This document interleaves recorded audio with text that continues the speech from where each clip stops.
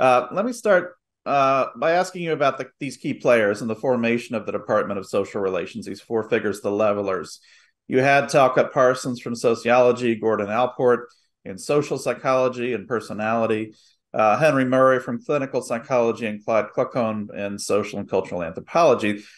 There had been personal connections between them since the 30s, but these connections were based on deeper intellectual affinities that they had been exploring for a number of years by the time this department took shape. So what did these four figures, these levelers, have in common with one another? And how did these shared commitments set them apart from colleagues in their own departments at the time? Well, their intellectual affinities were based on two things. First, three of these levelers, Parsons, Kluckhohn, and Murray, were early advocates of psychoanalytic thought, which was just being introduced in the US in the late 20s, early 30s. They all had undergone analysis.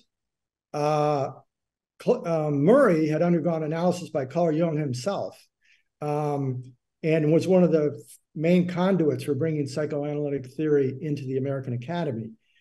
And so they all believed in its efficacy, and they wanted to incorporate it in their work, whether that was psychology, sociology, or in Kluckhohn's case, anthropology.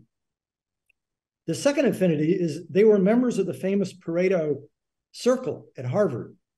And this was an informal seminar organized in 1932 to examine from an interdisciplinary perspective the works of Italian sociologist Vilfredo Pareto.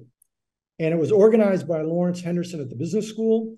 Other members included the economist Joseph Schumpeter and historian Bernard DeVoto, among others.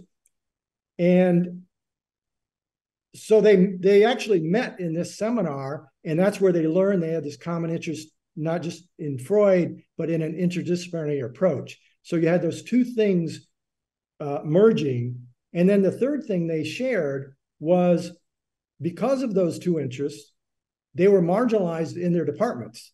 Their respective departments wanted nothing to do with an interdisciplinary approach or Freud or Jung. So there were really three things that brought them together in a very,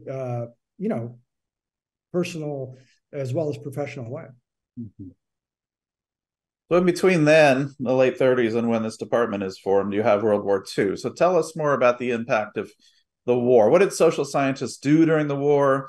How did that experience transform their thought and their practices? And then how did these levelers try to implement those changes at Harvard after the war?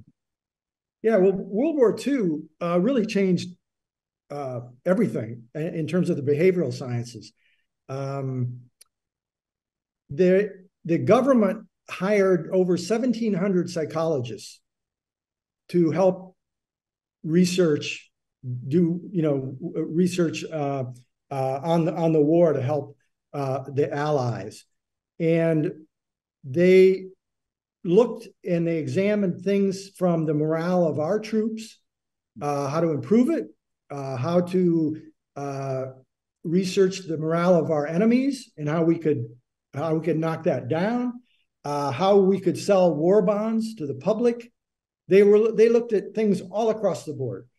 And this was a big change because social scientists had never been used in this way by the government before. In the New Deal, they were used, but it was mainly to catalog what people were doing and thinking. But now social scientists were being asked to make predictions, important predictions. I mean, life and death predictions. So this was a huge sea change for social sciences.